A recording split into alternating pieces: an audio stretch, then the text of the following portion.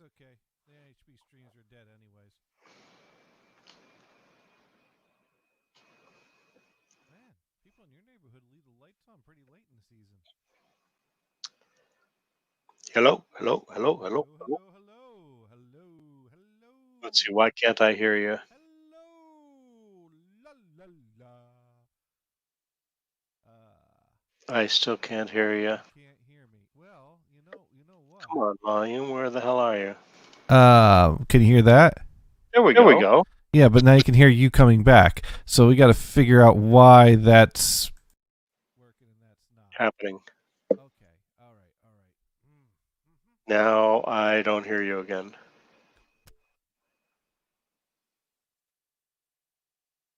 Yeah, that's because the inputs that are supposed to be used to feed you sound are broken, and I got to troubleshoot that because this one's just going to give you yourself back.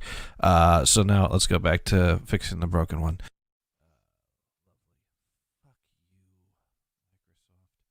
Yeah, at least my settings look right. And now I can hear you. I don't know why. Wait a minute. Wait a minute. I think Christmas is over. No, you can't hear me.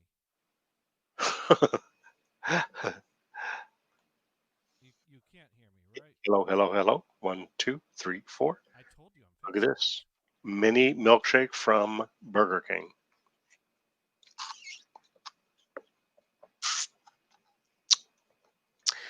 Hello, everybody. Sorry that I'm late. You know, once in a while you have to go pay taxes. That's what I was doing. Now, can anybody hear me? Johnny? Oops. Still a good question. Johnny disappeared. Maybe he'll rejoin us. My background is obviously Christmas lights, and we're beyond Christmas. I need to change that. But when you're jumping into the show last minute, what are happening on is what you get. Little technical difficulties on Johnny's end for some reason.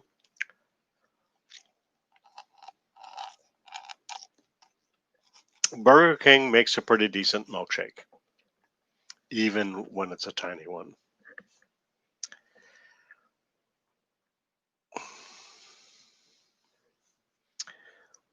And I do show that I am still live. So I'm keeping the connection open. Isn't that good of me? Or did I screw up?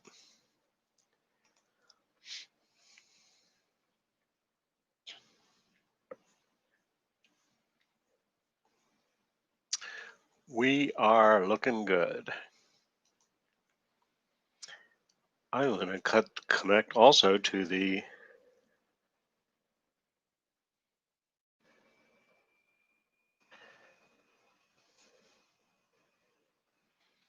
live stream and see what that looks like. 1 2 1 2 1 2.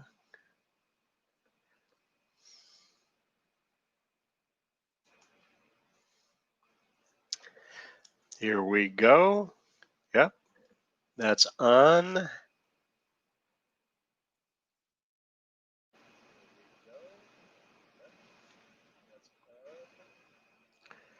And it has sound. Isn't that nice? All right. So here we are. Johnny is still, maybe he's rebooting his computer. Oh, I have to turn my sound off so that I don't get the echo, as it were, in my ear. It's not really truly an echo. I'll throw a comment in there that, hey, hello, everyone.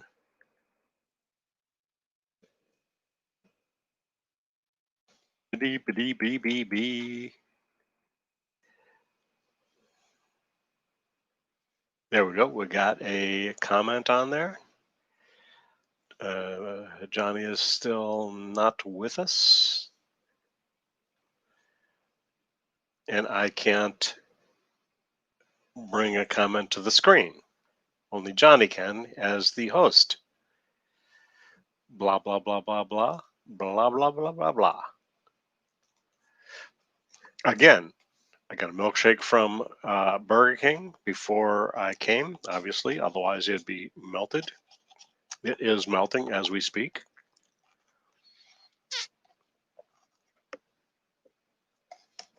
It's not a bad milkshake.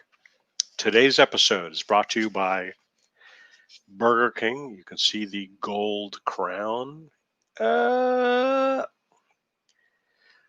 you go. You really can't. It's more like yellow. And hopefully Johnny will be able to join us soon. 1 2 1 2 1 2.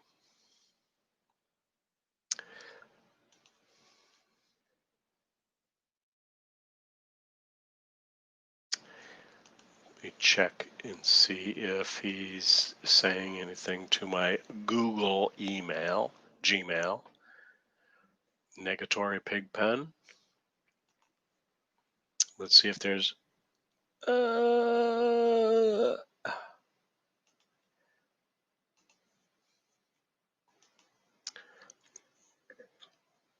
anything else. Oh, here we go. So what are the odds of Johnny is not quite mad when he gets back on? I think you're right.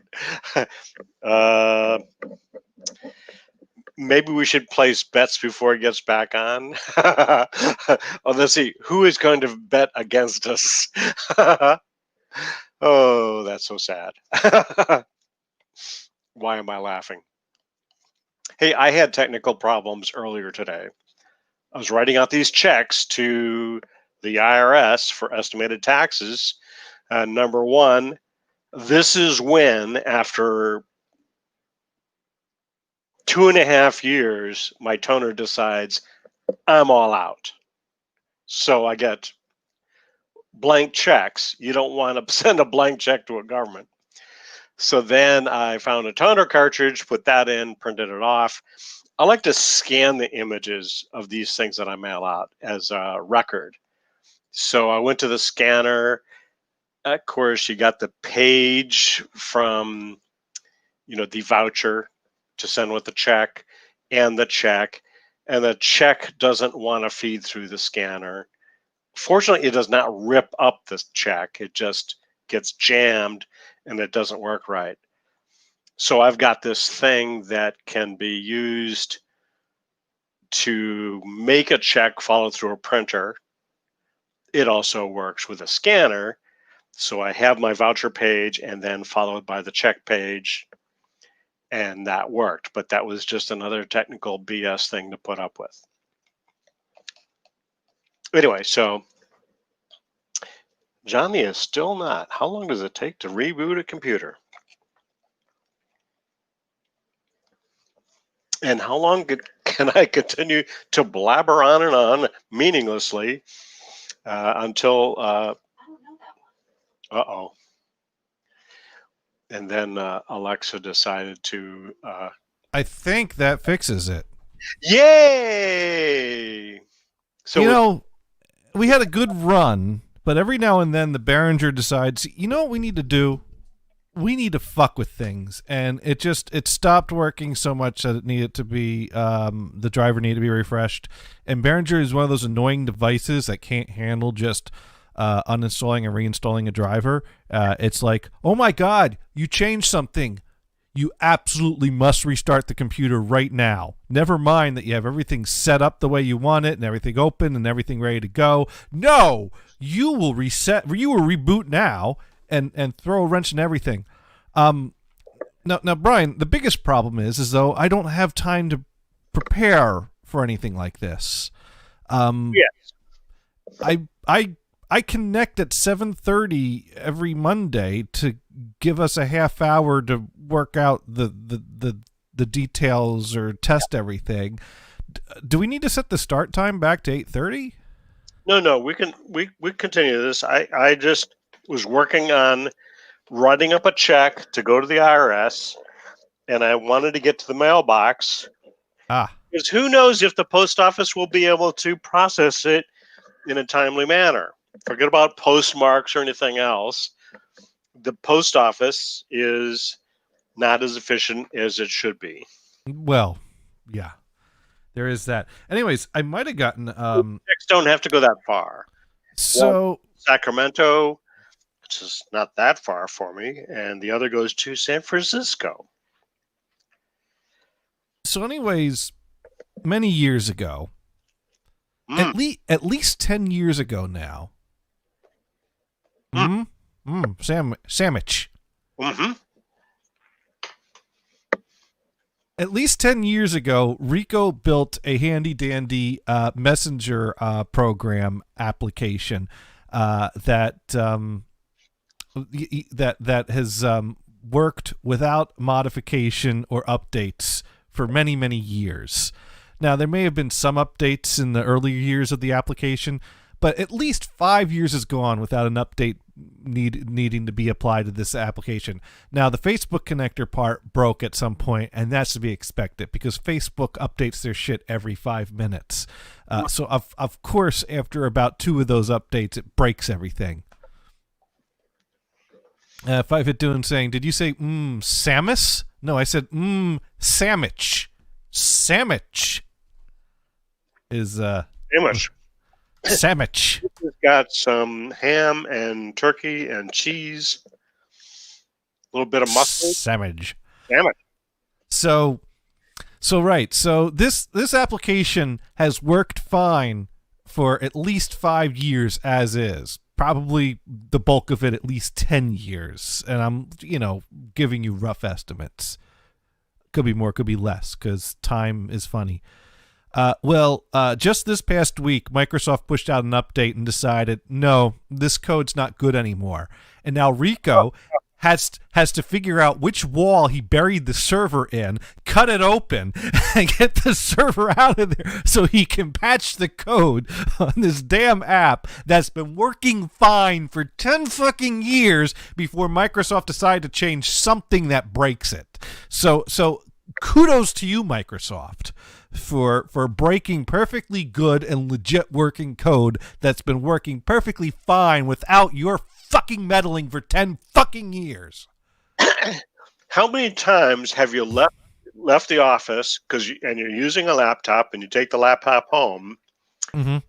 You shut the computer down at the office and it says, "Oh, we're going to install an update for you."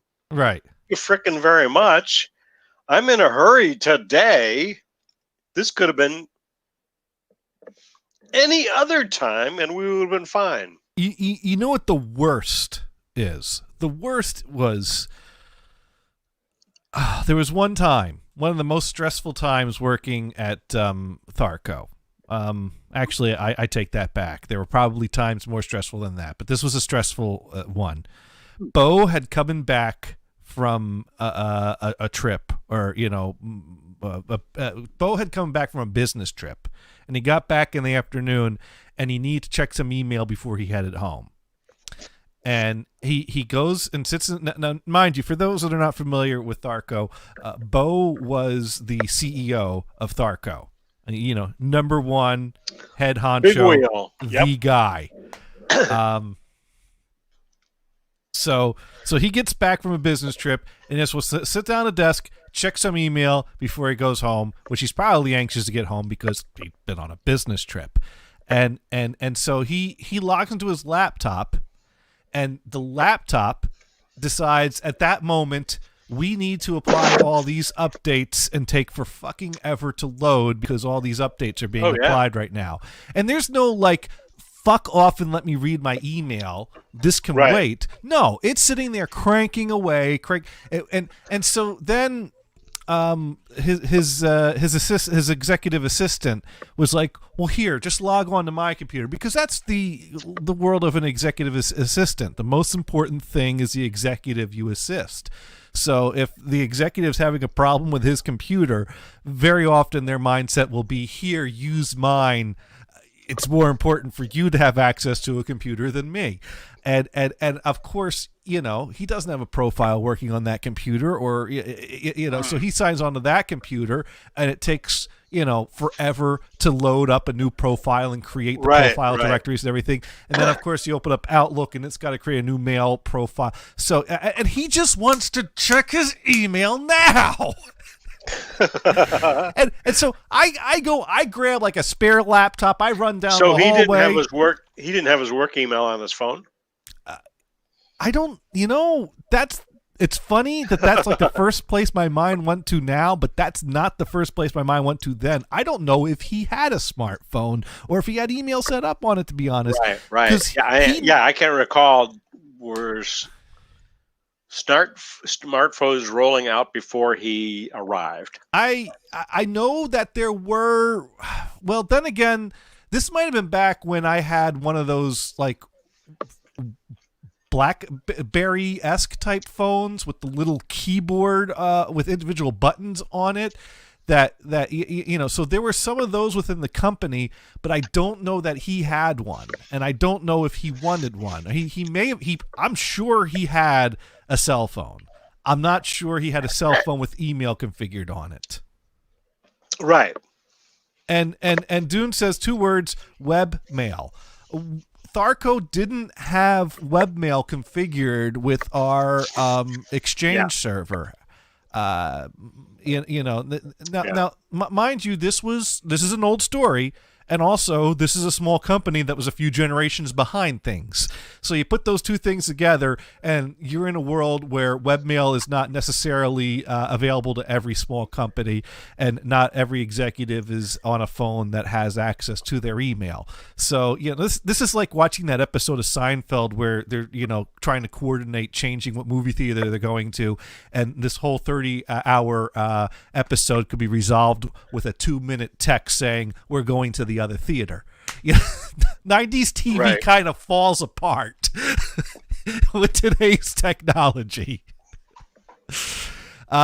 But yeah, so I mean, like, I think I grabbed a spare laptop, ran down the hallway, and tried to get him logged into that. But then that wouldn't, that's building a profile, and that's taking forever. And I don't even think we had roaming profiles, so I don't know why that. But eventually, all we did was try to do different things while Bo got more and more upset. And eventually, the original computer that he signed on to at the beginning of this whole thing finished loading the profile and worked and let him check his email. Everything else was just distractions to keep him from staring at the screen while it did its thing and loaded up like it was, meant to do.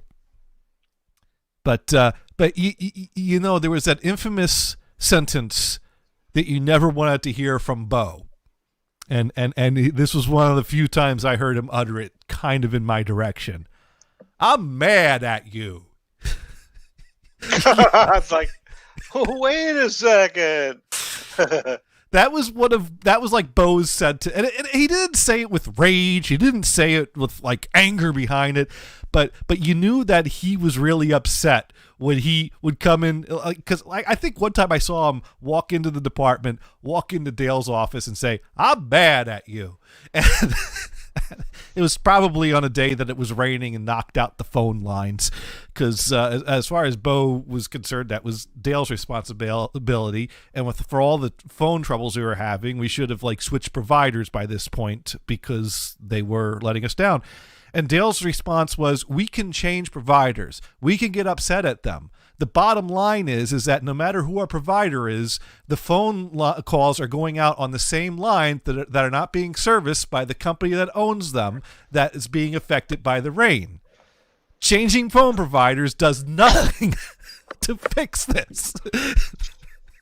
It is right. All we can do is keep complaining every time it happens. Everything else is just useless effort. Right. But we're not here to talk about Bo being mad at all of us. Right. We're here to talk about titty fucking. I don't think he was ever mad at me. Unless it was misdirected, Well, you had a few degrees of separation. In your situation, in your situation, he was mad at me would be, improperly directed. I don't think that happened though. Well, right. Well, you see, you have a few degrees of separation from him, because I don't Yeah. think. I mean, Marvin oversaw the decisions IT, that were right. made about programming and things like that. Right. So really, Bo would never. Whereas me, I'm helping everyone. And, I and, interact and, directly and with actually, everyone. Marvin really didn't get into the details of what we were working on. Right. Because I would work with Gordon or somebody in the production department or somebody else. Now, And every week you would had have Dale that was in as part of that. Yeah, Right, we had a weekly meeting that included Marvin sometimes, often, whatever. So in that But sense, he that's never the closest he you never get. seemed to really care. Yeah. That's the closest you get to direct interaction with Bo, is that you and Marvin, who reports to Bo, were sitting in the same weekly meeting about things, but you really work closely with Now, Dale. if SAP was running slow, like in the early days, Jim A would come to see us to see what the heck what's going on. So he would get mad at us, but then, we saw these problems and we corrected them. Right. Let's keep the CEO happy, right? I don't even know if Bo had a login to SAP. Usually, whoever was sitting in the CEO's office had a phone on their desk and had their computer on the secondary desk on the side. Well, in Jim A's case, I don't know if he had a login to SAP, but when customer service was going through and orders weren't happening, that would get under his skin. Now, which is totally understandable. Just to get Dune's attention here. So Jim A is second generation of ownership of Tharco. Family owners, yeah.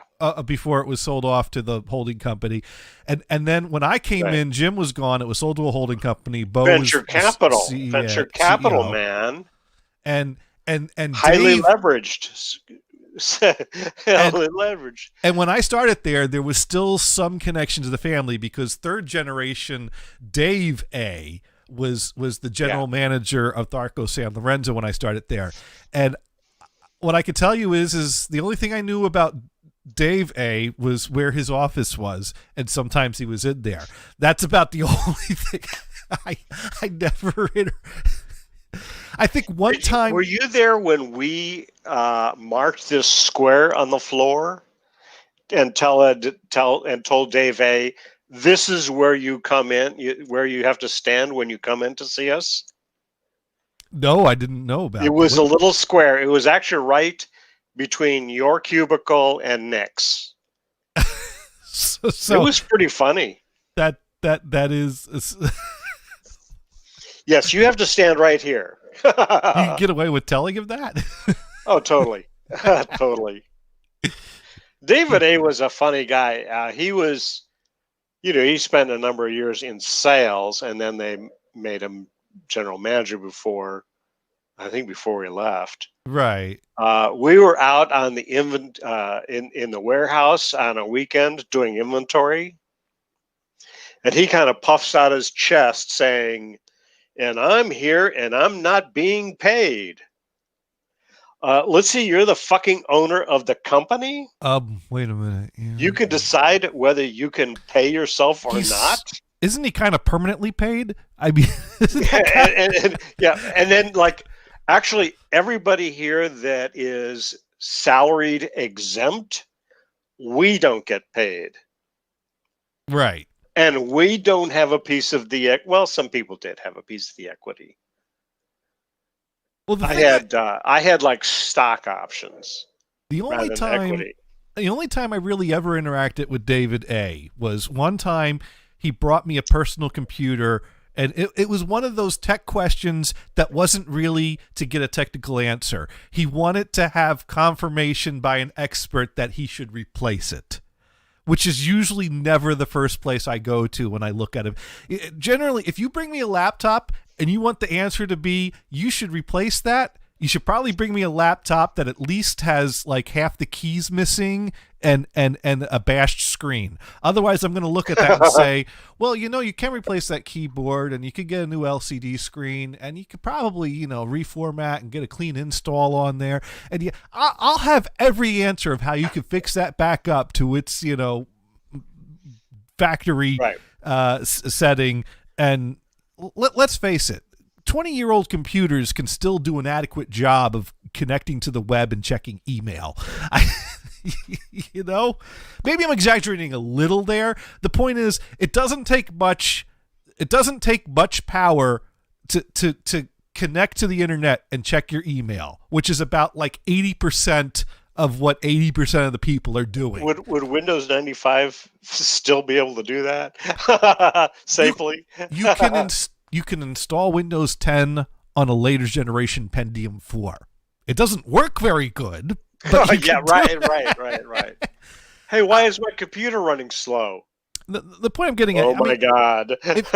All right, more realistically, if you bring me a 5-year-old computer, my answer is going to be, clean it up, get a clean install Windows 10 on there, and you've got something you could check email on and do some basic web browsing on. Well, Next we question. weren't on Windows 10 by then, right?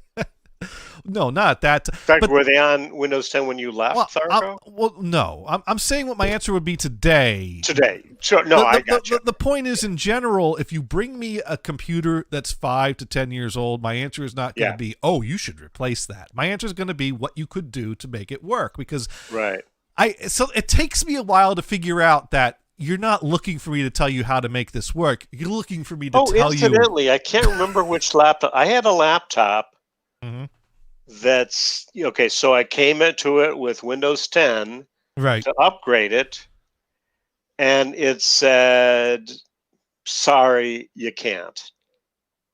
Why not? I don't think there was a video driver available for it. It didn't like the video card, or built-in video to it, and so it wouldn't install on it. This was the link to Microsoft's, to get the free upgrade. I find that hard to believe, given that I have installed Windows 10 on a Pentium 4 with a PCI VGA card. I understand what you're saying. I do understand what you're saying.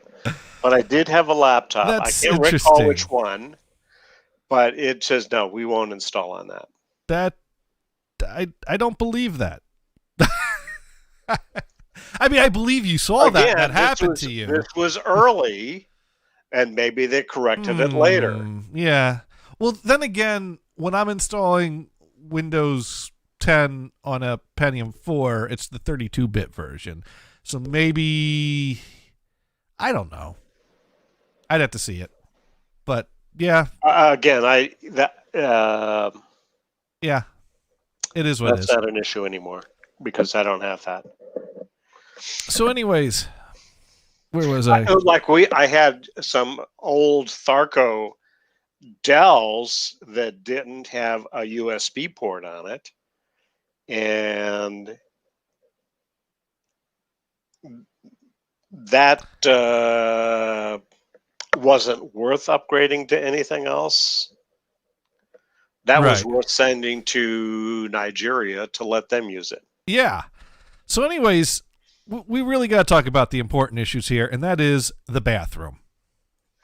The bathroom. Bathroom. Yeah. Speaking of the bathroom, so there was... Oh, wrong button. Here we go. Speaking of the bathroom, there was a show, and it was called... Insert title here. And it's a show that's going straight into the bathroom, right down the toilet. But speaking of the bathroom... Fourth best? My co-host Brian here wants to say something about the bathroom. Fourth best is our title? Yes, and we will get to that. Okay. So one thing, bathroom related. So this article came out about toddlers that it was a list of things that toddlers would get upset about when they learned about it. Okay. And to me, the funniest one, this child, I think it was a girl, got really upset that she would have to pee every day, Well, that could be traumatic. crying and everything else. So I replied to that, and I actually got a bunch of chuckles on it. Yeah, wait until you're older and you have to pee every hour. Now that's upsetting. Yeah. That would be, I'd imagine. And I think we're reaching the halfway point of the first hour, so you're going to have to pee in about 25 minutes. So let's not talk about it, otherwise I will have to. And Sparky Toaster ready again. Yo, yo, yo, Johnny. Okay, yo, yo, yo. So I've ran into some problems in the bathroom this past weekend. Uh-oh. And I know that sounds like a Is great this opening. Is this something we need to rewind? Well, it wasn't a plumbing problem. It was an electrical problem. Oh, so this wasn't a personal problem. This was, well, it was a personal problem in that I owned the bathroom. Right. But no, I have misled you with the way I phrased that. I did not have problems using the facilities in the bathroom. I did not have problems Right. producing content for said facilities. I had a problem. So I reached the point where the next task in my mission to completely remove the old circuit in this house that had knob and tube wires attached to it, and God knows what's in the walls and ceiling of the first floor attached to it. So I'm just, moving. So this is under the category of homeowners' foibles? Yes. So Yes. allow me, now mind you, a few weeks ago I started buying new power tools. And I decided, my dad had Craftsman tools, so maybe I'll buy Craftsman tools. So I bought a Craftsman reciprocating saw, which shook all the plaster off of the ceiling in the record room. I bought the Craftsman's oscillating tool, which has worked adequate for its needed purposes. I bought the Craftsman drill after my Ryobi drill kicked it when I was using the hole saw to saw a hole. And the Craftsman drill has not made it past its second week of ownership, unfortunately. What the hell? Well, What do you mean? What? Sorry. Go ahead. Allow me to bring up I shared some pictures on Twitter this past weekend. Oh, I missed that. Yeah. I sent Craftsman a tweet that said, "Hey Craftsman, fuck you," which had a wonderful picture attached to it. And if I do a little screen share here of that, does Craftsman still have like a lifetime warranty or whatever? Hell no. How long is the warranty? I don't know. But I do know that Or is this customer abuse? Lowe's gave me a refund. They didn't just replace it. Well, I didn't want a replacement. I wanted to buy something that was going to work. Sparky Toaster Ready and Craftsman tools are nothing like they were when your grandfather or father owned them. Yeah, that is what I learned. Can you still hear me? Yeah, I can. Okay, because StreamYard is freaking out and crashing my browser right now because I dared to actually use the screen share app.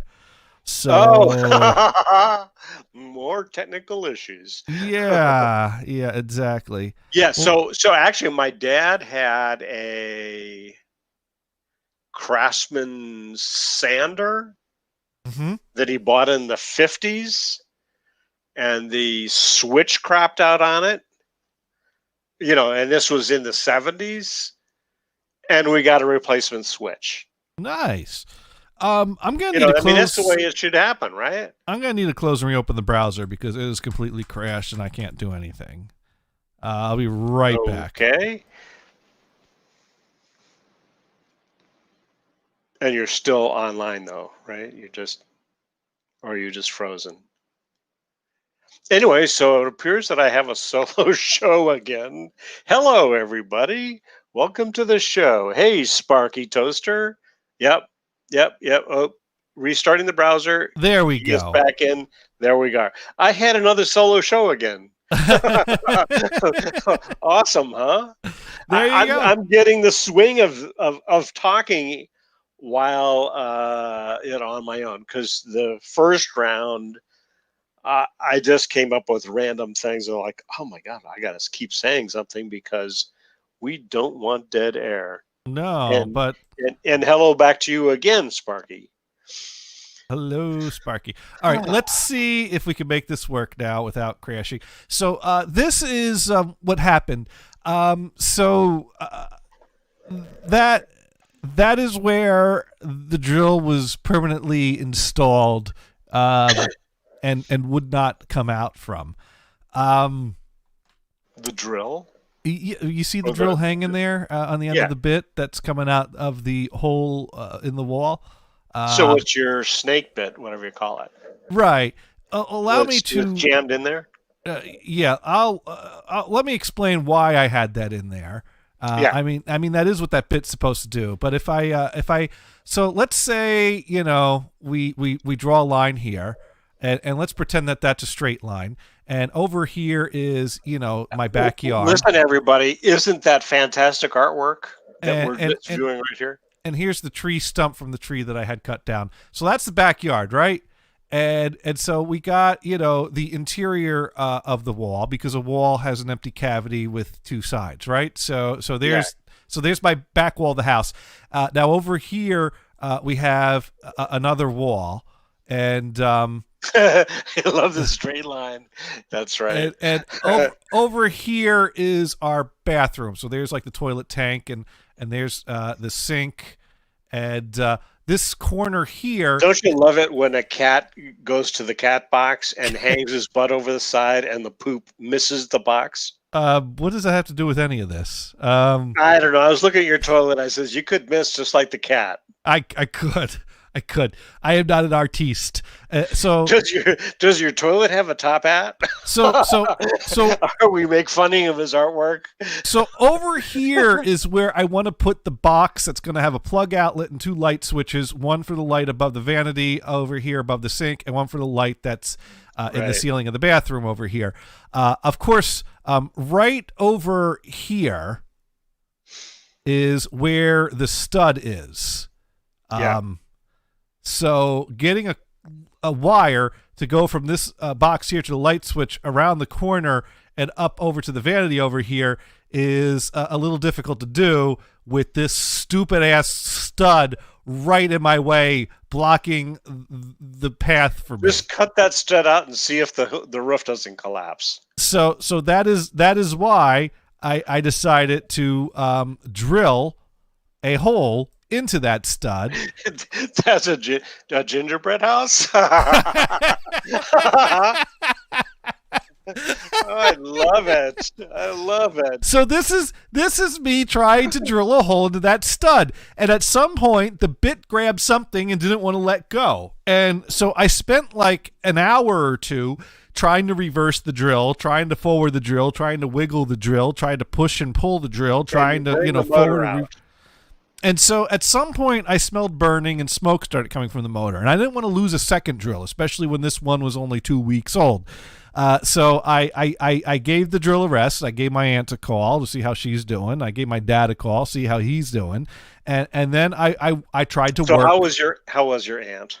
Well, she tested positive, but is not showing any symptoms. So, but she's got to isolate for 2 weeks. Let's knock on wood and say good luck.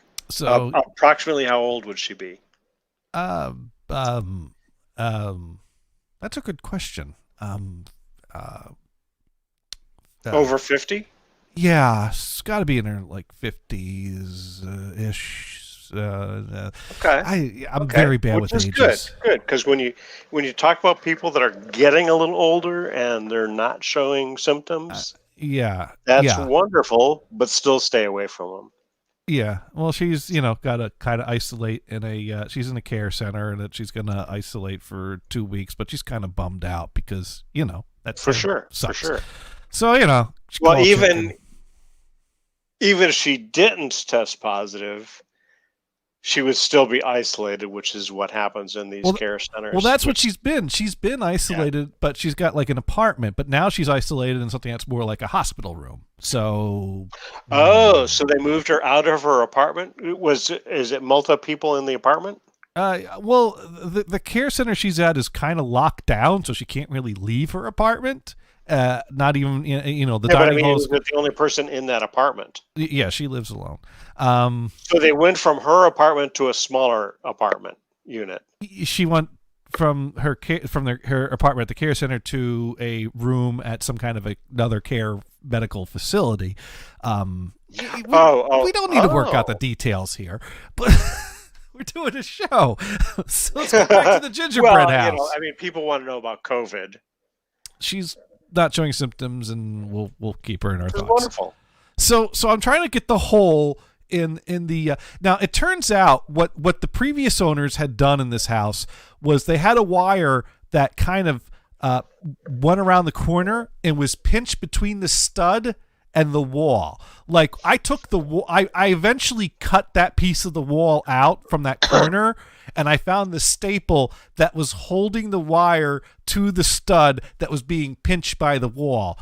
Now, in the videos I've watched, the reason why you would staple a wire to a stud is before walls go up to make sure that a wire doesn't get pinched by a wall when the wall goes up. So you staple the wire. Oh, I see. So this guy had one job. And this guy, he half-assed it, because I can see why he did that, because the stud is blocking you, and it would require drilling holes in the right place to go through the stud to get around that corner, and it's a pain in the ass to do. So he just pinched it with the wall. Why not? And no one would have ever known if it weren't for me putting in a new up-to-code 20-amp circuit for the bathroom so I could wire in an outlet. So anyways, I did, I spent 4 hours at least trying to get the drill out of the spot it was stuck in. And by the end of the ordeal, the front half of the drill that holds the bit separated from the back half of the drill. Like at some point it started cracking and bearings started falling out. And at that point I knew that there was no going back. This drill was gone. So I started I started tapping the drill with a hammer to try to loosen it from the bit so I could at least, but at this point the drill had spent 4 hours trying to turn this bit. It tightened itself on the bit so hard it could not release or loosen. So I was tapping with a hammer, and the back half of the drill fell off of the front half of the drill and landed on the floor. And that was the end of the drill. And then the bit twisted right out as if by magic. Sparky Toast writing in. Oh, really? That's unreal. Sparky Toast writing in. Johnny needs an electric drill for this kind of project. Battery drills are somewhat underpowered for this type of work. That's not a bad point. But I ended up buying another cordless. It takes a lot more effort to burn out a powered, an electric. And I have done that too. I've considered that, but I also, I decided to try buying a better cordless drill. So the next day, I took my 2 halves of the drill and the attached drill bit back to Lowe's, along with the impact driver it came with because it was a twofer. And I went up to the counter and I said, I'd like to return this drill. I ran into some problems. And I got a bit of a funny look and then no questions. And then she processed the return. So, I mean, they got the Walmart policy of, we'll take back diapers that have shit in them. Got them home. They already had shit in them. We're very sorry about that, sir. Let us get you a refund. I think it was on Colbert. George Clooney. He was actually talking to a number of celebrities, and one of the questions was about children and stuff like this. And one of the games that was played is that you take a diaper. Mm-hmm. You put chocolate in. Oh, no. And then you eat it? No. And then you smell it. Ah.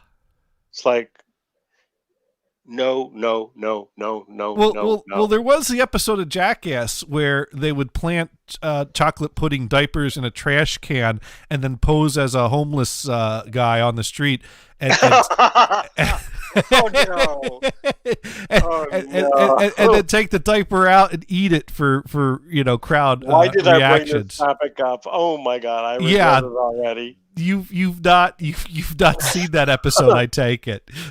No. That's a show I wouldn't watch anyway. There were only 3 seasons of Jackass. You have to go through every episode at least once. Right. Speaking of episodes, there's a really cool episodes of Deep Space Nine.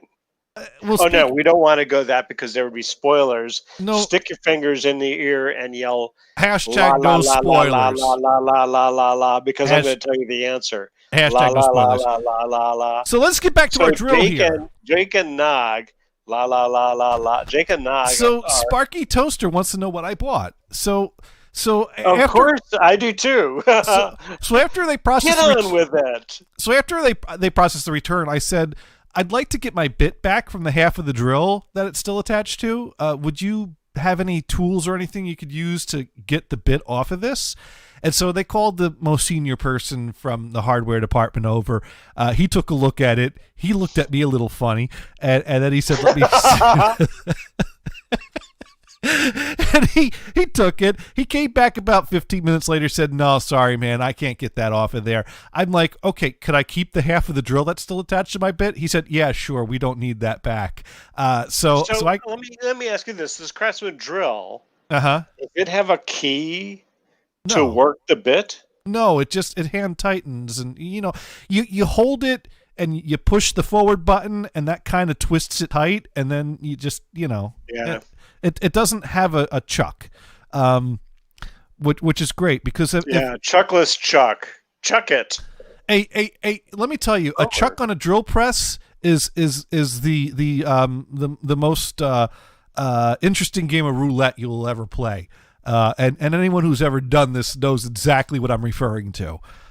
Because there was a drill press in the lab of the science building, and in in electronics, we had to do labs that involved building an electronic device, and you have a project box, and you might need to put a hole in the project box, and so there was the drill press, and people would always leave the chuck in the drill because you don't want to lose it, and then inevitably someone in the room would need to drill something, and the bit's already in the drill, and they flip the switch on, and the drill starts speeding up, and then the chuck goes flying, bam, across the room, right past random direction, right past 2 or 3 people's heads, and whaps against the wall. So my dad actually had it was a Craftsman drill, and there was a big, heavy mofo.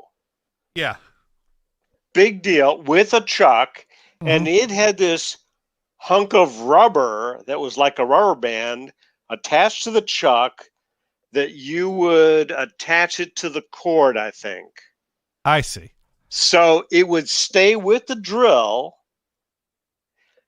and it was easy to just grab it and pull it up to the chuck and use that. See, Sparky, it was actually good. It's just the bloody thing was heavy as hell. Sparky Toaster knows exactly what I'm speaking of. He said, "You only forget one time when you leave a chuck."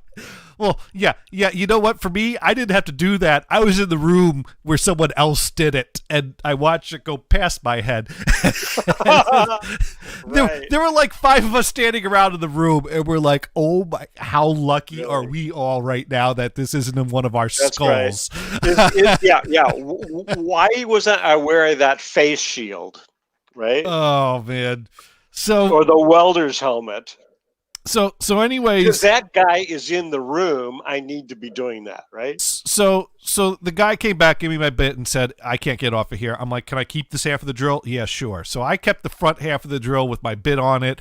They kept the handle part of the drill, which I'm sure is on display on the wall of shame in the employee break room right now. And I said to the guy, probably a little sticker on it says, "How the fuck?" Yeah. And so I said to the guy, "Well, I need a replacement drill." And he says, "Well, don't buy another one of those." And I said, "No, I'm never."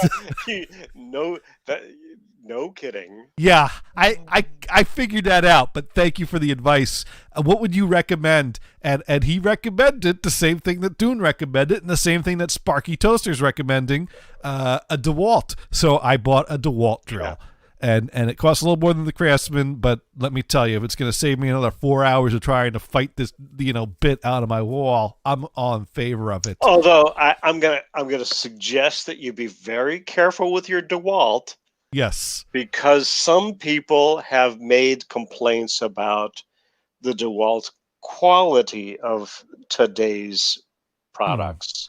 Now, Sparky Toaster wrote in, you gave them back a drill in 2 pieces, and they didn't ask any questions? Yes. All I did was I said I had some problems, and they processed the return. No questions. That's awesome. When I was working as a manager at Radio Shack, this woman came in with this portable cassette player with this complaint, wanted it fixed or whatever. Well, the damn thing was all melted.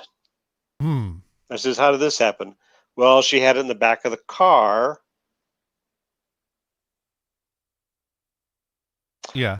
So in the discussion, I probably suggested customer abuse.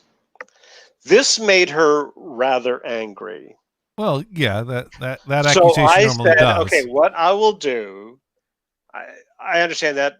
Sorry about that. What we'll do, I'm going to call the district manager and see what he says. I called the district manager. He happened to be right there. Explained the problem in detail. And he says, just replace it.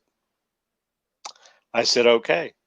And so I told the lady, the district manager said, just replace it. So here you are. You know, in this story, the district manager's the hero and you're the asshole. Don't leave this thing in the sun. Okay? Yeah. I didn't say that.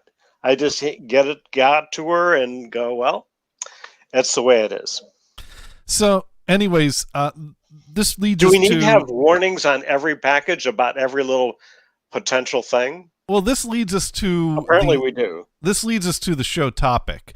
So the show topic. What was that again? Fourth the show best. topic was fourth best. Fourth best. Well, but you're only on your third, right? Well, no. Here's the thing. So I asked the guy. He's recommending the DeWalt drill, and I said, okay, so DeWalt, and he goes, yeah, this is my first recommendation. That Craftsman over there, that would be my 4th choice. And I said, oh, okay, thank you. And I didn't think much about it because 4th place is almost 3rd, and the top 3 is not that bad. 4th place doesn't even get you a podium. Well, yeah, but I thought about this, and what brand of drills does Lowe's sell? Craftsman. Yeah, obviously DeWalt. Right. Do they sell the Milwaukee, the red thing? No, I'm not seeing any Milwaukees there. No. Okay. I don't know. What was the other? Well, the only drills I saw in that Lowe's there were Craftsman, DeWalt, Cobalt, and Bosch. So yeah. Bosch. So when he says that Craftsman is his 4th recommendation, he's saying Craftsman is the last drill he'd recommend.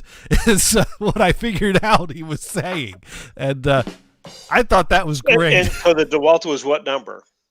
1st. Oh, okay. I don't know what 2nd and 3rd. Now, was that a battery powered or was that a corded? It's battery powered.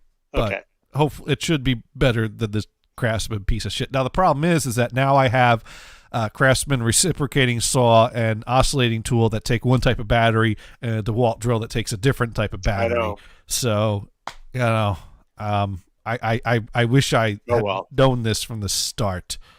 20-volt DeWalt. Yeah, I believe so. Now, well, that's not too bad. Yeah, because the Ryobi is 18-volt. Yeah.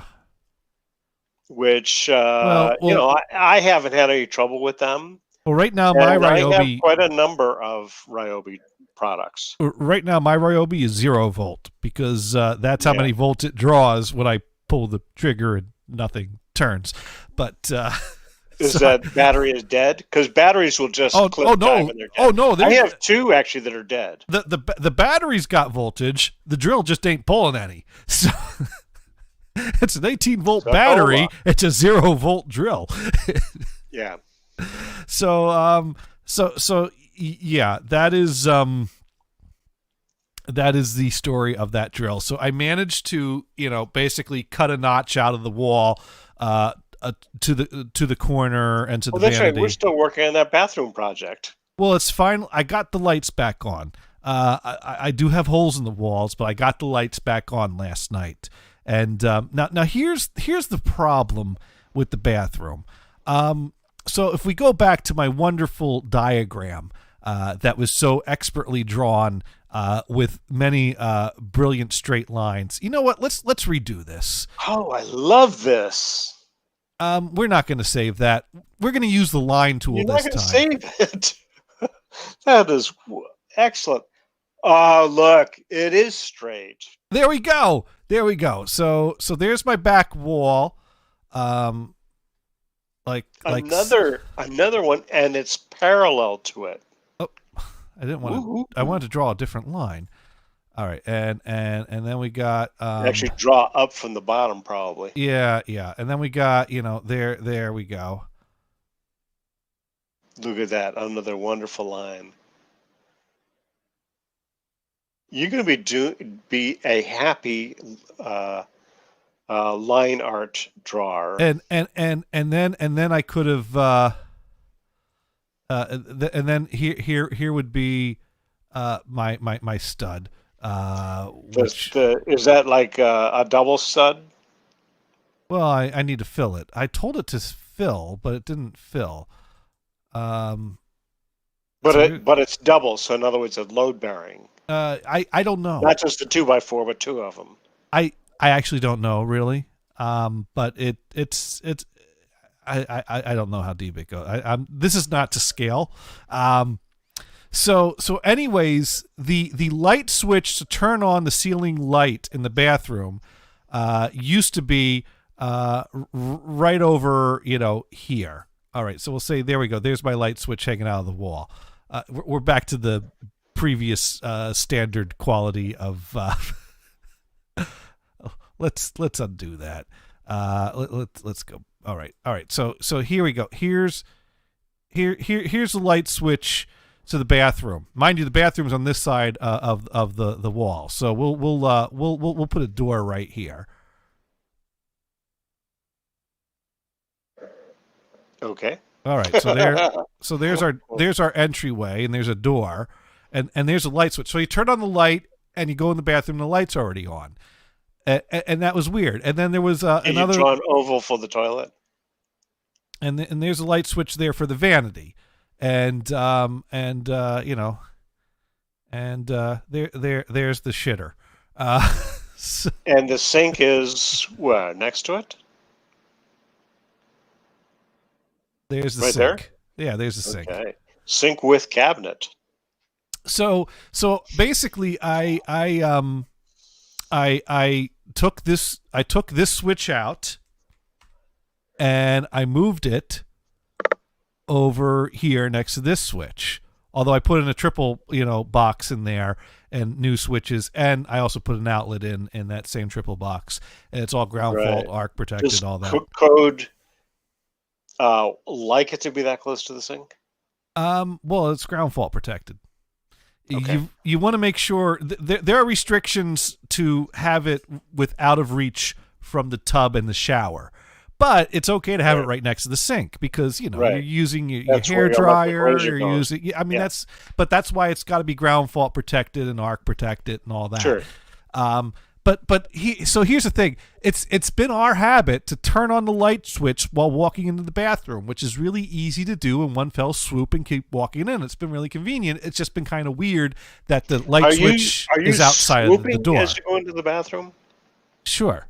So, well, I'm just saying, you switch it on as you walk in the door. That's convenient, even though it's a bit weird that the switch is outside of the room and not inside of the room. But I moved it inside the room. Now here's the problem. The problem is is that the door opens up this way. Oh. So you open up the door to go into the bathroom, and it blocks your hand from reaching the switch as you walk in. So then you got to get in, close the door, and then turn the switch on. And then here's the other thing. Our muscle memory is to leave the bathroom and try to flip the switch off on the blank faceplate that's now where the switch used to be. So now, it's not reach back across the door and flip it off. It's you walk out of the bathroom. Oh shit, there's no switch. You have to walk back into the bathroom, close the door, flip the switch off. So even though I've made a more logical choice of switch placement, I've made it less convenient. And I don't know how I feel about that. Why don't you reverse the door swing? So That's put what the hinge on the opposite side. Yeah, so it goes in that way. That's what I'm going to have to do. Of course, it probably blocks your shower then, right? Well, but it's going to block. You know what? What's the worst thing to block? The shower or the sink? You use the sink every time you go into the bathroom. You don't use the shower every time you go in. No, I'm totally with you on that. I'm just so yeah, that's saying you're thinking through the downside if there is any. That's kind of my point, is that now I have to reverse the door. You know, it's really cool. We have this tiny powder room, and there was a door that would swing in. Mm-hmm. So you'd have to kind of crawl around it to get to the toilet. But the switches were right inside the door with the sink. Now, Lieutenant Commander Databerg is asking, have you thought about a door pressure switch? Well, you know what? I mean, I do have a box that's not being used for anything outside of the bathroom. Wait a minute. How would this door pressure switch work? It would pressurize the door, obviously. So you'd be like a starship. Yeah. It would have that noise. I like it. I like this idea. Or was he talking about some kind of a pressure switch for the light? I don't know. Open the door and the light goes on automatically, like a refrigerator. Maybe I could make Does that really go out when the door is closed? I don't know. Do you need to use the shitter with the door open so you have a light on, which would suck? Sparky Toaster suggesting I could also get a sliding door that slides inside the wall. Called a pocket door, yeah. Which is where I was going with my powder room, because we replaced that swinging door with a pocket door, which is awesome. I don't know if I have room for a pocket door there, though. I mean, it looks like at the bottom you have a very short space for a door. Yeah, well, I don't. How long is that? How long is that segment? I don't. Well, well, that is where the tub is, as you properly guessed. So it would be the width of the tub, right? Right. So, well, the width. Is that as long as the door is, or is the door longer? I don't know. I'd have to measure, but yeah. But yeah. So do that. Now, of course, you'll be taking out studs and all that kind of stuff and rebuilding things. Well, I'm probably going. In my case, I used a contractor that did it, and I don't know exactly how he did it. It was all magic. I'm gonna have to reverse the door, which means I'm gonna. Well, here the problem is that I have a towel rack and a towel hook attached to the door inside the bathroom, and when I reverse the door, I can't turn it upside down, so I got to flip it the other way, which means I'm going to have to move the towel hook and the towel bar to the other side of the door and patch the holes on the side that will now be turned to be facing out. So you're when you close the door, the towel will be on the bedroom side? Well. If I reverse the door, I'm going to reverse the direction that the door is facing. Because I see what you're saying. I'm moving the doorknob to the other side. Right. Gotcha. I can't. It's not the type of door that'll turn upside down, so I got to flip it around. Of course not. Yeah. So, because unfortunately, doorknobs are not halfway up. So that's yet another project. Probably a Craftsman style house might offer that. There you go. So yes, the new 20 amp circuit is in. My bathroom now has an outlet that my beard trimmer can plug into, so I don't have to store the beard trimmer on the kitchen counter. Both light switches are in the bathroom, but now I have to rehang the door in addition to patching all the holes I made. So one step forward, two steps back. Home ownership. Or do no, you have the towel bar problem. I was gonna say get one of those accordion doors. Of course, they went out of style in the 60s. Were they ever in style? Well, Lieutenant probably not. So Lieutenant Commander Databerg goes, when depressed, light is off. When switch is popped out, door open, light is on. Oh, basically making the two switches on the opposite side of the wall push one way. Okay, that's an interesting idea. Oh, a door pressure switch, meaning that when I open up the door, it automatically pops the switch. Basically, a switch that is rigged up so that when I open up the door, it automatically pops the switch out and turns the light on or off. So that's the bathroom. Fantastic. Yes. So anyway, in this episode, you got Nog and you have Jake, and they are, out in space and encounter #no spoilers. Yeah. I'm not spoiling yet. I'll tell you, and then you can put your fingers in your ears and go na na na na na, so you don't hear that part. But it's a cool episode because hey, anything involving Jake and Nog, those are good episodes. Anyway, so they're out there and they came across this Dominion ship, and at first they tried to fight it and they decided we got to get the hell out of here, but the ship is about to destroy, so they hop into an escape pod and pop out. No, in fact they don't. They get rescued by this other ship called the Valiant, who's manned by a group of cadets.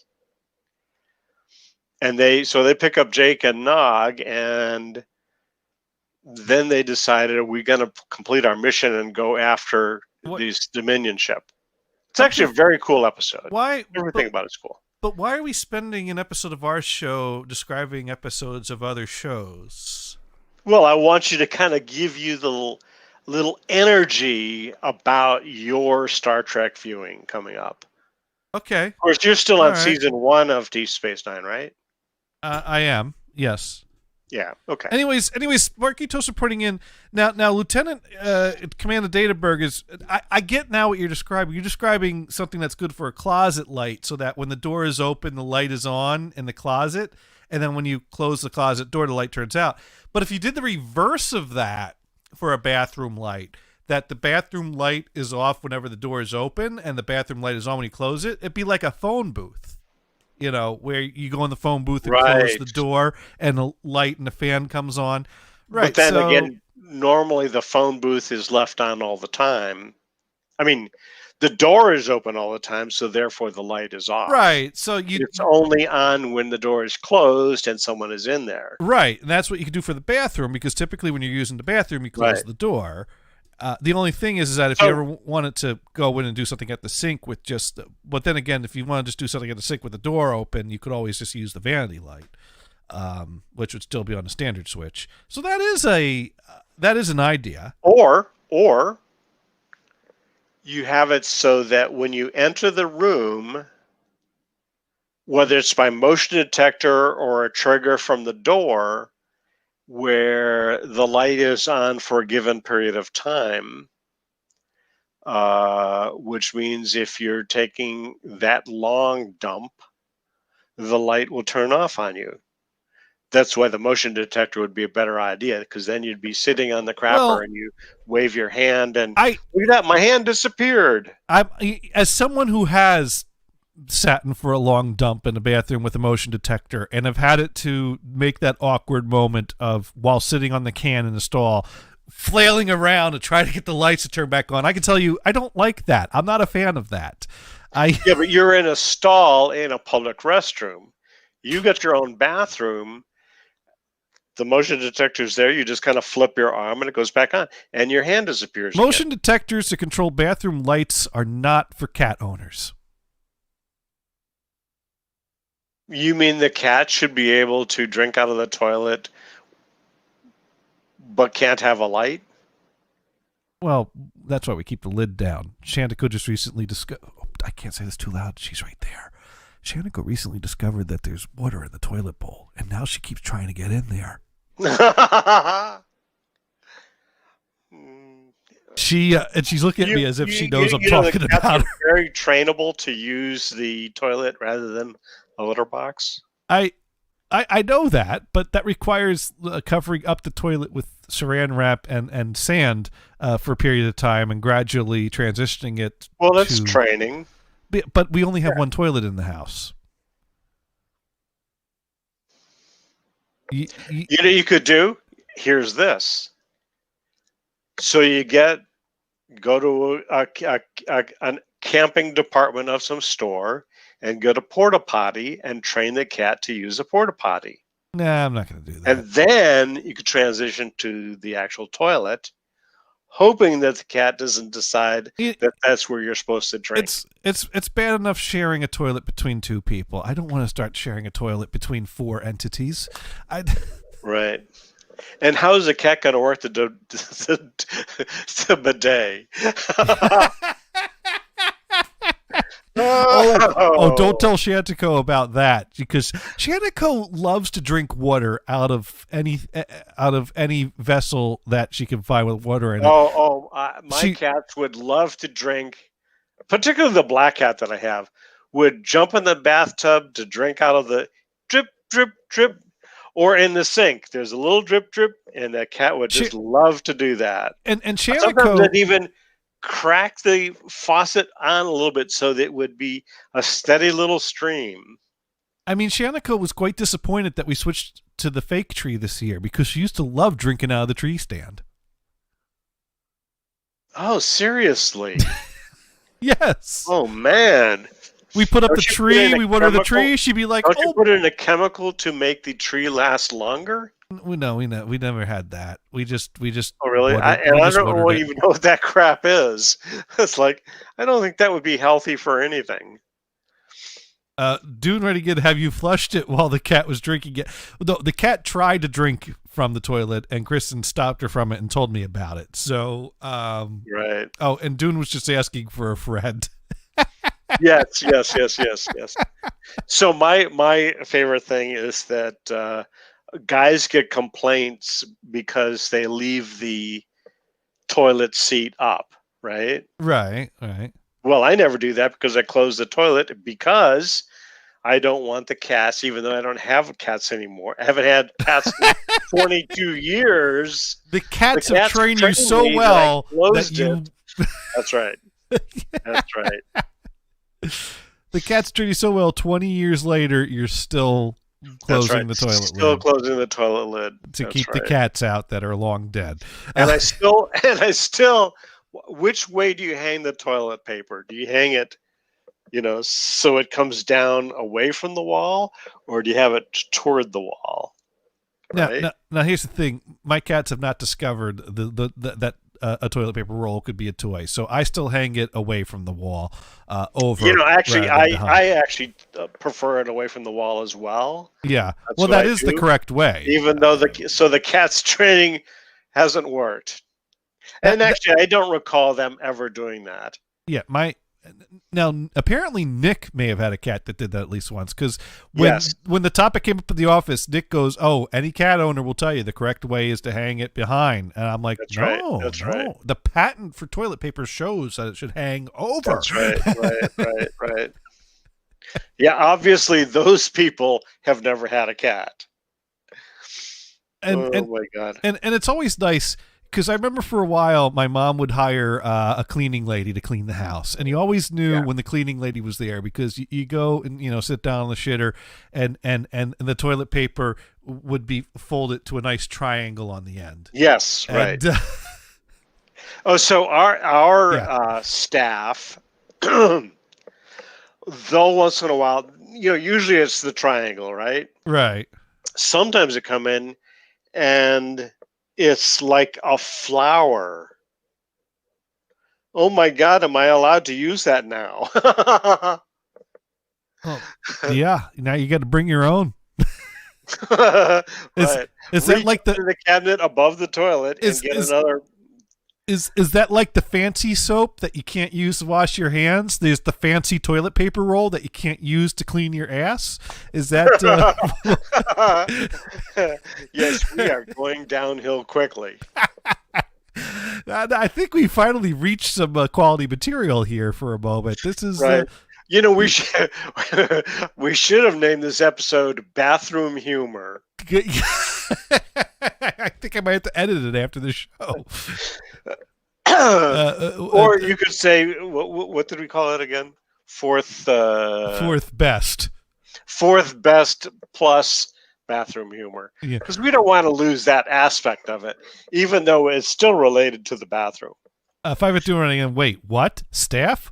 WT heck? I don't know what the hecking. But, Yeah, exactly. But yeah. No, because you referred to the cleaning people as staff, whereas I was talking about how we had a cleaning lady that she just came once a week. Actually, we don't. Well, we pay a check to a single person, right? But it's a group of typically 3 or 4 ladies that come in. Boom, it's done. Yeah, this is one of these things that my mom started working and making money, and my mom was. I have an aunt that could tell you all about the different tips and tricks of cleaning a house and like the proper way to use the squeegee and the differences between different Swiffer products and all those things. My mom was not that personality at all. There are some people that like to clean, and I know these people exist because I know some of them. And then there are people that absolutely hate cleaning, like me, and I get that from my mom. and so she decided I am hiring someone because I have money now. So I have this sister-in-law, and maybe soon to be no longer one. Oh, scandalous. Yeah. I shouldn't have said that. No one watches this show, Brian. That's no one knows your last name starts with a U. So anyway, she used to clean houses, and she's the type of person that you don't want to be that cleaning person. And in fact, she can't hire anybody because she's too damn picky. She was visiting my parents once and looked at the place and says, "Wait a minute, you had a cleaning lady do this?" Oh no! So, and my mom, I don't know why she hired probably the worst people ever. I mean, oh man. What, they brought in a bucket of dust and started? I just don't know. Walk away. Reverse cleaning. The floor is still greasy. The cabinets are still sticky. They're like, what did they do? Dust is still all over the place. Don't go through a white glove because that'll be black. Nah, yeah. Well, someone once there was a friend of mine who made the local news because he bought a automatic lawnmower that you put up like a perimeter and it would stay within the perimeter and go around and mow your own lawn. And when he was asked about it, he said, and asked about the quality of job he did, he said, well, it's kind of like hiring a teenage kid to mow your lawn. It's not going to do a perfect job, but the point is that you're not the one mowing the lawn. So I think that's kind of what it comes down to when you hire someone to clean your house that doesn't do a thorough job that will pass a white glove test. The point is that you're not the one cleaning the house. And if it's good enough that you're okay with that, there you go. Everyone's a winner, right? Yeah. But yeah, my mom would hire this team, and 3 or 4 of them came in, and yeah, they rushed through the house, got the whole thing done, and went on to the next house. And then one of them decided to go out on her own and left the team, and my mom hired her. I don't know if right. Dude saying, Johnny, you cannot say automatic pause lawnmower. Yeah, this guy had an automatic hooker, and she came over and she automatically did what she needed to do, and then she left. He just had to leave the money on the night table. She took it on the way out. It was all automatic.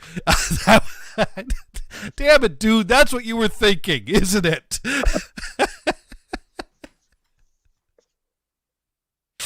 Yeah. I'm thinking of getting an automatic toilet to,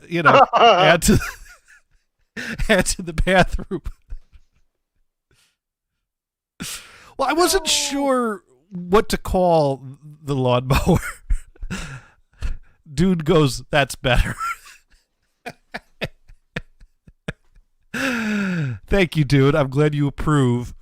Dune prefers the automatic hooker to the automatic lawnmower, apparently. Dude's asking for Sparky Toaster. Oh, jeez. Oh, so here's the next thing. Coming up next week, you get to hear about the next adventures of rewiring this house. I bought some of those. They have those. What are they called? Those light fixtures that are like a flat disc that are spring loaded that you just saw a hole and they just slide right in and flap down. There's no light bulbs for these fixtures. The light's built right into it. So yeah, I'm gonna put a bunch of those in the living room this upcoming weekend. So it should be real easy. All I need to do is get wires into my ceiling. That's all I need to do is just get wires into my ceiling. So God, incidentally, I'm working on this screwed. project. No, they're not cans. Okay, project. I replaced the wooden shelves that I had there. Mm-hmm. This is not a very good deal with these those metal kind of shelves. Anyway, so that's what I'm working on. Oh, well, shelves are good. In fact, if we had the show yesterday, I couldn't get to my computer. Good thing we didn't do it yesterday then. Right. And actually, I'm surprised that some of this crap behind me doesn't show up. Woohoo! So this is what I bought. As you can see, they're really flat. They look like a can, but there is no can because the bulb is, LED bulbs don't take up the space of a older light bulb, so you don't need a can. You can, right. It's like a bathroom. You don't need a can anymore. You just shit on the floor. No, wait, that doesn't work. This analogy has not held up quite as well as I thought. But they're you run a wire to them, though, right? Right, and they have different lighting settings, so you can set it to be warm or cool or now, daylight. Is the light bulb replaceable, at least easily? No. Because I have some can lights that are actually in cans, LED floodlights. But if the bulb would somehow burn out, which they're not supposed to do, yeah, right, I believe that crap. You got to yank out the guts of it, unscrew the wires, and go to Home Depot and says, "Hey, do you have a replacement for this?" And they'll look at you with a strange look, like the guy at Lowe's. Well, here's the thing: if the light goes out, it's supposed to last for many years. It's not supposed. I mean, modern light bulbs last much longer.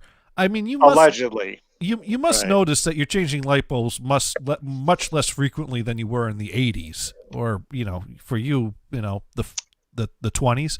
Right. The 10s. Well, actually, there are light bulbs from like 1915 that are still burning. Right. What the hell is with that? I think the 80s may have reached the apex of bulbs dying every few weeks. Well, and I think the thing is that, let's see, if we make these bulbs last forever, we'll be going out of business. And now they're trying to make bulbs that last forever. So there's a manufacturer that made equipment that would make cans. Right. So a company that wanted to fill a can would buy this to fill it with whatever they're making, right? Right. Right. Typically food products. Well, they went out of business because they made their equipment too good.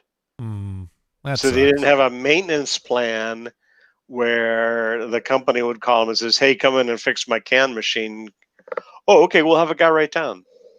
Anyways, if one of these goes out, it should be fairly easy to buy a replacement. Or heck, I don't even know if I'm going to use all 6 of these in the living room. I might use only 4 or 5 of them. And so that would leave me 1 or 2 spares. So that way, if one goes out in 5 years, I can, it's spring loaded. It comes out, disconnect the wire, connect the wire to the spare, and, flap it in. Right. Yeah. So a little bit more annoying than changing a light bulb, but it's done much less frequently, and it's really easy to install these. I have a hole saw that's the right size already, so all I need to do is measure out where my holes are going to go, drill them all in with my DeWalt power drill that will not die, hopefully, knock on wood, and get wires run through the ceiling. And your DeWalt power drill will not knock off the rest of the plaster on the ceiling.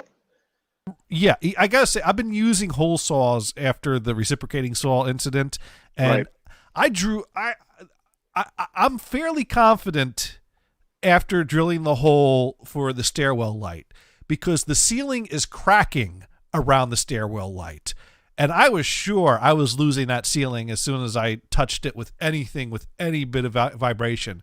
But I saw the hole with the hole saw through there, and gosh darn it, that plaster that's cracking did not fall off. Now, it's still hanging by a thread and can go at any moment, but it's it's a battle between the plaster and gravity at this point. We'll see how many years we get before things start falling. All my crawling around the attic probably didn't help any with that. Anyways, it looks like Rico fixed the messenger program. I will get rid of the old one, download the files. Your PC will complain it's a virus. It's not. All right, so I will do that for next week, because I'm not going to start installing things mid-show for the NHB streams. So let's take a look here. Because you don't want to have to reboot your computer again. Right. Sparky Toast is putting in, LEDs do not get hot like old can par bulbs. And Doom goes, let's save the Earth. I got it. Let's put Pulse and Mercury in AI, the light bulbs, say they will last 20 years, and make them last 9 months. Now, you're talking about the fluorescent bulbs. And this was that YouTube channel. What's that guy's name with the YouTube channel? He made a very good, very fair video that he agrees with certain politicians out there that the fluorescent bulbs, those curly bulbs, they are bad for the environment. They're a bad idea. They suck. The LED bulbs, however, are much better. They don't have the mercury in them. Right. Yeah, get rid of the curly bulbs. Yes, the curly bulbs. I agree. It was a mistake to go there. The curly bulbs was a lie. Okay, you know what, Dune? I think we you know can what agree they on were this. concerned about. You know what they're concerned about, because everybody now has a computer that uses a lot of electricity, and many of us leave our computers on all the time. It was just a big drain to the power grid. So it was a panic, literally a panic effort to do something about it, and they thought the curly bulbs was a good idea, and they just were wrong. Well, I wouldn't call them liars. I think they were just wrong. Well, the curly bulbs, here's the thing. There's a lot of things that come with pros and cons. Now, you can shout it was a lie, and you may very well have a good point there, and I'm not going to try to disprove that or argue against it. But I would say that the argument that was there was that the curly bulbs did last longer than the incandescent bulbs, and that they drew less energy than the incandescent bulbs, so they were good at conserving energy. Now the downside is that they had mercury in them, and so you can't just throw them Right. out. You got a hazardous substance there. That's a huge con that offsets the pros. So Right. Well, when you're talking about lithium batteries in cars now, yeah, lithium Ooh. batteries are a problem. you can't put those in an Boom! airplane. They go on, yeah, right. They go on fire, and houses are burning down. Nobody cares, right? Oof. Lithium-ion batteries are so deadly that you can't ship a package with the UPS with just a little bit of the wrong label showing from underneath the modern proper label. Right. Or they'll return that package to you because federal law dictates that the old label must be completely covered by the new label with not even a little bit of red border showing. Right. Oh, God, that pissed me off so much. Right. It's not that you're still angry about it. It's that I'm still angry about it. No, No, well, mind you, I was overnighting a laptop to an employee whose laptop died. I get it. I needed that laptop to be in a certain place in the next day. That's why I sent it overnight. So what's the equivalent of spoiler alert? How about repeat alert? Some things are worth repeating. And any opportunity I had to say, like the haunted tree story, that will keep repeating forever. Oh yeah, well, Halloween will be here before we know it, too. That's right. Brian. That's right. It will. The way things have been going, absolutely. So, are we liking 2021 yet? and heck, we might even be able to go trick or treating by then. So. I don't know. There's some news stories that are coming out. The Huffington Post and CNN, so far I've seen, talking about if you have the vaccine and the other person doesn't, is that okay now? Will that be okay? And it talks about what you need to know about that. Because I guess apparently 6 million people got it in the arm so far. Yeah. Well, that's a good start. Although at this point, I only know of 3 or 4. Yeah. Yeah, I don't know too many. But they're shall we say, medical staff. Right. Well, yeah. That's pretty much who's getting it right now. Right. My sister got it. Some elderly people are getting it as well. Yeah. And I like the question comes is, so you've got an elderly person that got the shot, they're in a retirement community, can you visit them now? Even though you haven't had the shot yet. And there's two arguments you could have there. One, the shot should protect them, so it should be okay. But two, 95% effective is still not 100%.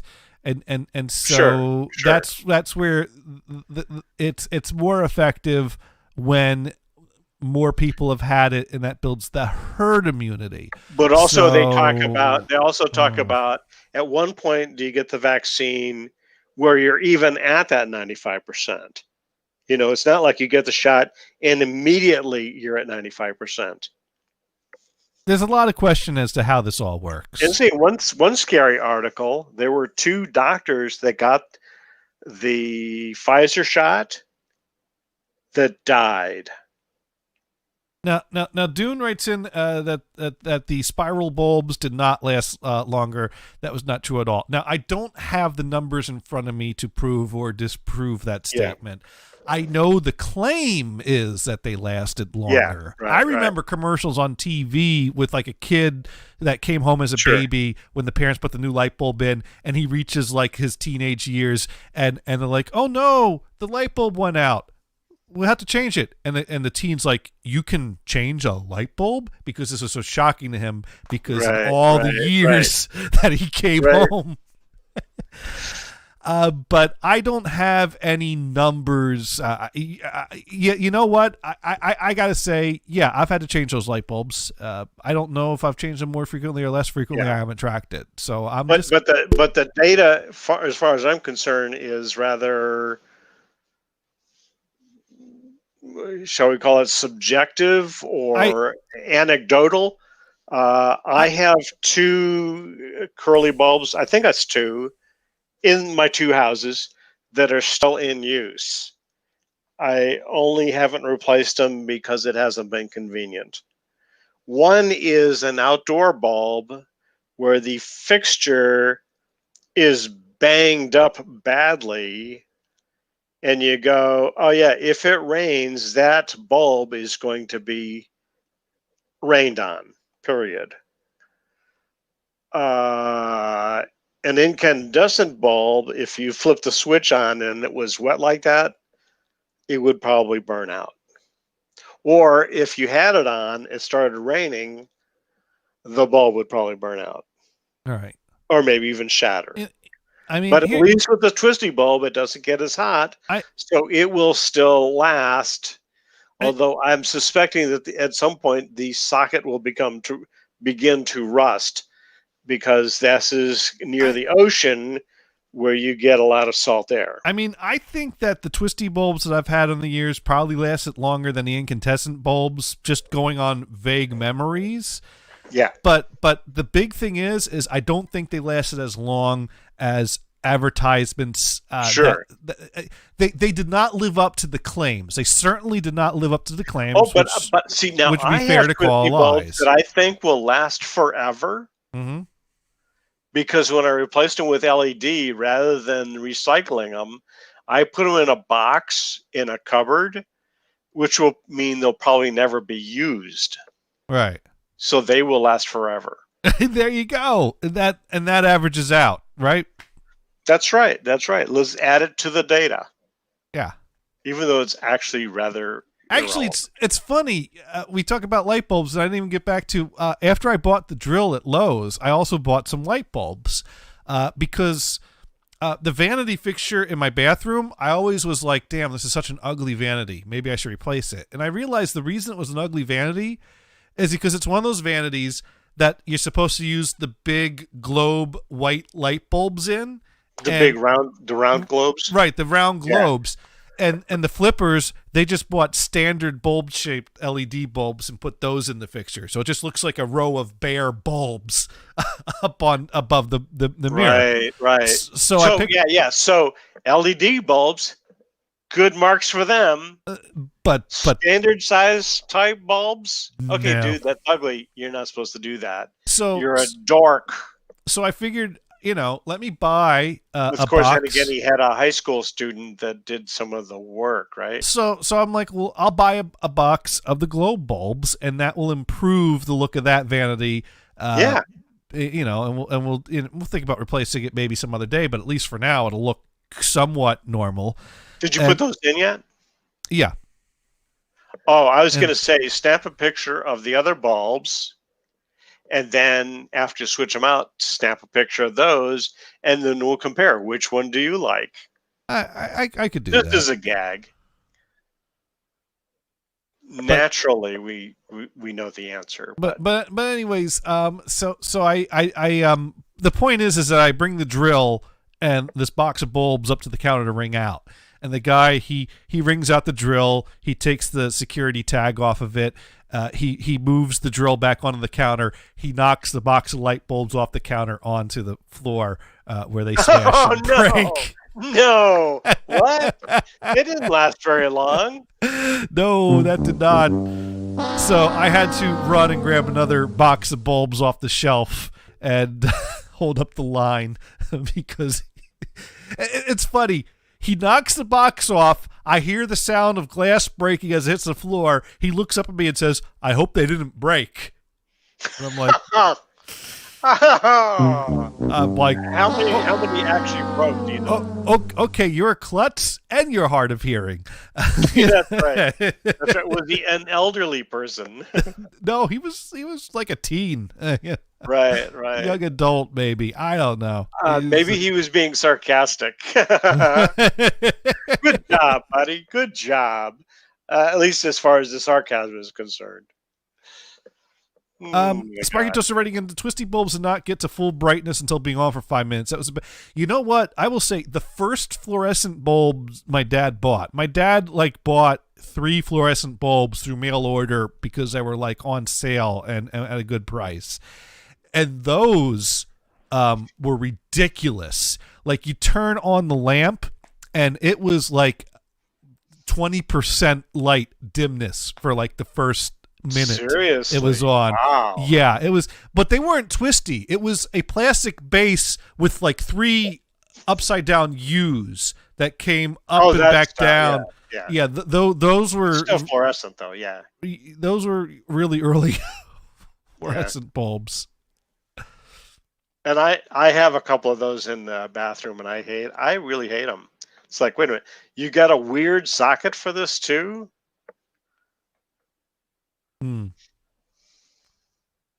But yeah, so that was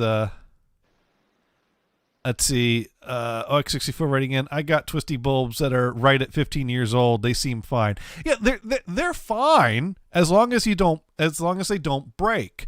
The problem is because they contain mercury, you can't. Well, if they do break, just get in there, suck it all in. Two things: if they break, it's hazardous material. If they don't break and it wears out, you're not supposed to being the key words, just throw them in the trash. And I know this because somewhere on YouTube was a congressman ranting and raving about legislation banning incandescent bulbs that involved him pulling out his pocket constitution and waving it around and then reading that, the recommendation for throwing out a fluorescent light bulb is that you have to put it in 2 Ziploc bags before throwing it out in the garbage. And I thought to myself, that's not that big a deal. I have Ziploc bags in the cabinet, and now I make a point to every time I throw out a fluorescent bulb because I still have some hanging around. Oh, see, so we I won't buy them anymore. We have a hazardous waste collection facility. They don't even. I think they don't even need to be in a bag. I mean, we put them in a Ziploc bag just to hold them together, basically. Let's see. Sparky just writing in, he broke the bulbs, let him go get others. Then maybe next time he'll be more careful. I cared more about getting out of the store and back home to get the lights on in the bathroom than I did about, the guy breaking my bulbs. And being that I just grabbed the bulbs, I knew exactly where they were. So it was quicker for everyone involved to just run back to the spot, pick them up. Plus, it would have been the perfect opportunity for me to grab a more expensive pair of bulbs that looks almost the same. I'm kidding. Do not do that. I did not do that. I would never do that. I'm the guy that when I get out to the parking lot and I find there's something under my basket that the cashier overlooked and I overlooked, I walk back in the store with it. Right. You know what's awkward? Talking about that, honesty is a difficult thing because sometimes the store won't let you be honest because, like, one time a customer, my brother worked cashier at a Walmart for about 3 days before he walked off and never came back, leaving the store manager asking me, hey, where's your brother? Oh, he told me he quit. Well, he didn't tell me. Sorry. But, why are you asking me then? Because I'm his brother. Right. Well, I'm just telling you. That's all. I'm just telling you. But a guy that came up to my brother's register, he had like a box of like crackers in his cart, and he said, hey, can you ring me up for 2 of those? And my brother goes, why? He goes, well, I bought one last week, but the cashier forgot to ring it up, so I want to pay for the one that I brought home last Holy week. Shit. And my brother's like, I can't do that. I don't know that you. That's a dilemma there. That would be, you scan the thing again. There you go. Done. So you would do the double scan that the customer asked you to do? Sure. Why not? Well, I mean, because technically, unless the manager had a rule, they weren't allowed to do that. I'm not sure what the rule... if you have 5 of something in your cart, do you make them pick up each one and scan them individually? You know what, Brian? If I the guy's going to pick it up and scan, put that one back in the basket, and you move on. If I pick Home Depot, where everything goes back into the basket. If I page 10 managers in my register and I ask them what's the policy if a customer asks me to scan this twice because he brought one home last week they didn't pay for, I think I would get two different answers, but I think the majority of them would tell me, no, don't scan it. You could just have that courtesy of us. I have a feeling Well, it depends on what it is. If it's a television set, then you might want to actually scan it twice, as he suggests. Oh my God, someone needs to stage that now. Go up to the register with a TV and go, hey, could you ring me up for a second one? I brought one home last week. You forgot to ring me up. Right. I just want to see the look on their face. Right. The big 65-inch TV. Yeah, right. You forgot to ring me up for that last week. Yeah, charge me again. What? That's funny. OX64 writing in, there's more hazardous in my water supply right now than the bulbs. And Sparky Toaster pointing out that he has mercury in his mouth from cavity repair. I too have mercury. Well, I is it mercury? I know I have at least one metal filling. Most of mine are white fillings. Yeah, I think they've moved away from amalgam.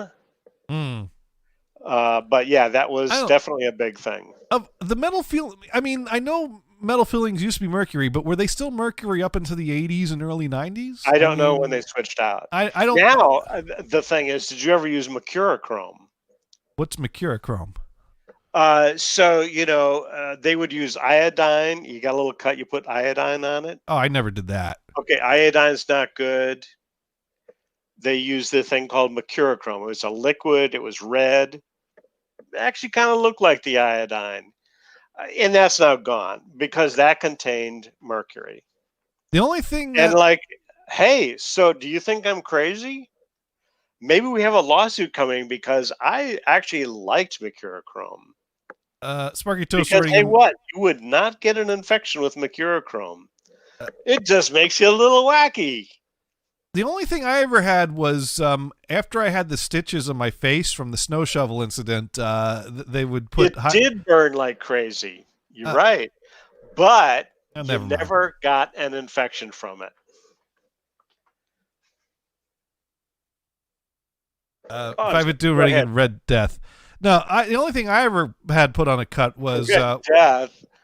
All right. The only thing I ever had put on a cut was, after the snow shovel incident and the stitches, for a few weeks, my parents would apply hydrogen peroxide to the cut. Oh, sure, that's good. Underneath the bandage, which apparently, I think more recently I read online that it's been determined that it does nothing.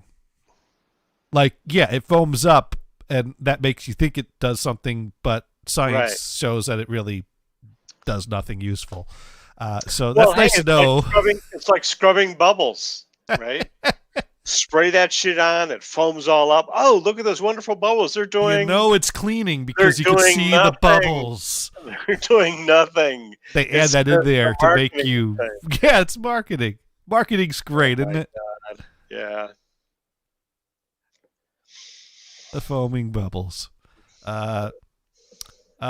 Sparky Toast writing in, hydrogen peroxide is just a little stronger water. Yeah, just chug that shit down. That's right. That's right. Yeah, that's what they put on my face after the snow shovel incident. I think because it was hydrogen peroxide because the bottle was still around the cabinet for years to come, and even though it expired. So, cabinets just always end up being filled with crap that's expired. I always think of that. You have something like hydrogen peroxide. It's a fairly basic chemical. It does not degrade. But it has an expiration date on the bottle. It has, you seal the bottle, and somehow in that condition, it'll expire. Yeah. Makes totally no sense whatsoever.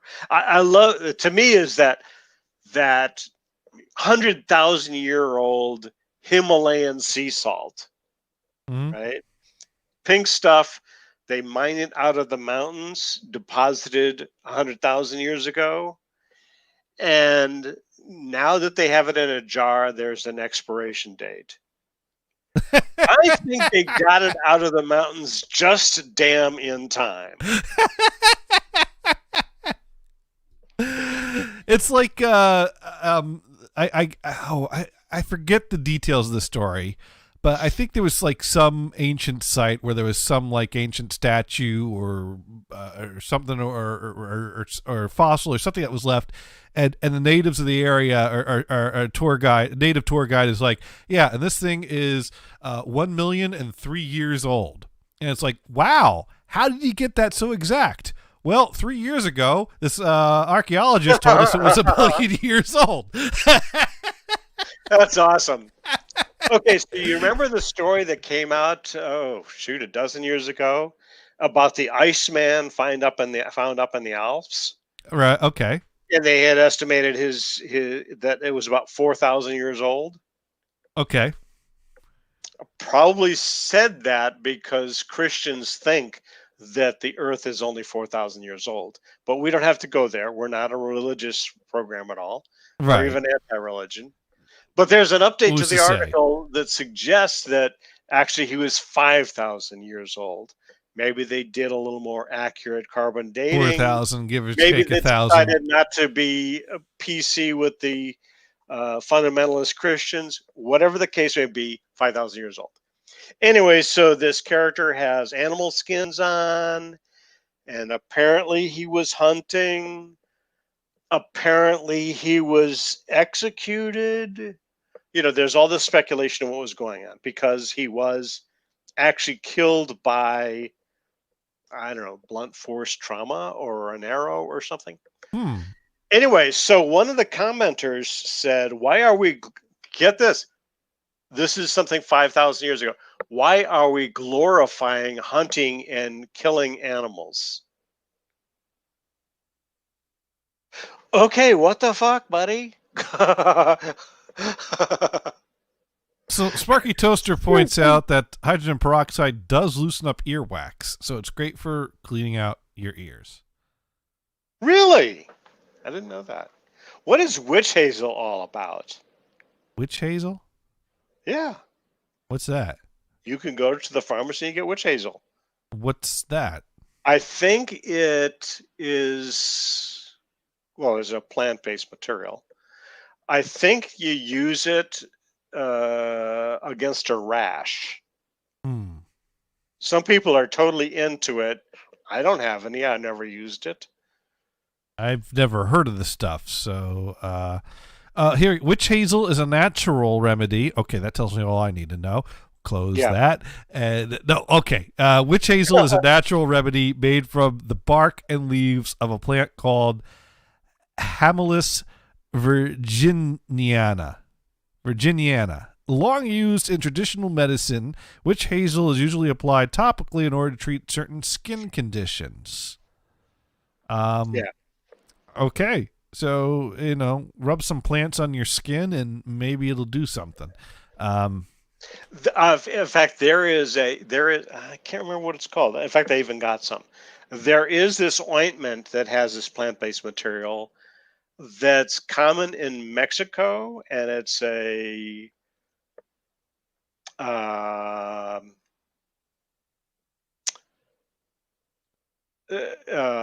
so it's used for skin issues and all kinds of things that it's supposed to cure. And the disclaimer on it, basically, it suggests that it might not work at all. And when I bought it, the person at the desk says, if you decide you want to return it, no problem. So they had full confidence in the quality of their product there. Well, it's not quality. It's just the claims. The claims are no. Oh, in fact, I think the disclaimer was the FDA suggests that this doesn't do anything. You got to love right it. On the package. Right on the package. Warning: this does nothing. That is great. Right. Sparky Toast writing in. Yes, I have used peroxide lots of time for earwax. It bubbles. It loosens the wax, so you can flush it out. And then he writes in, I use a solder sucker and fill it with warm water and squirt it in my ears as a flushing tool. There you go. A solder sucker? The bulb type of solder sucker. Oh, the bulb type. Okay. I was going, because I have one that's a spring-loaded thing. You boing! That would suck your eardrum right out. Well, getting rid of the wax. Have you heard about these? Have you heard about these? I forget what they're called.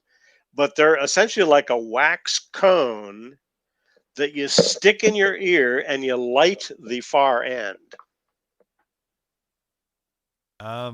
Yeah, I'm not into the kinky shit like that myself, but Just in your what ear. you and your wife like to do in the privacy of your bedroom is you don't use it in any other orifice. Okay, all right. I'll take your word for it then. Sparky Toast writing in, I do not believe the wax candle thing for earwax.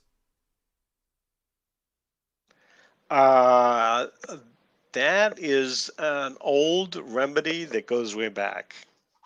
Yeah, back to We'd probably have to look that up, and I don't know what it's called. Probably. Well, there's fighting fire with fire, so there's fighting wax with wax. So makes perfect sense, right?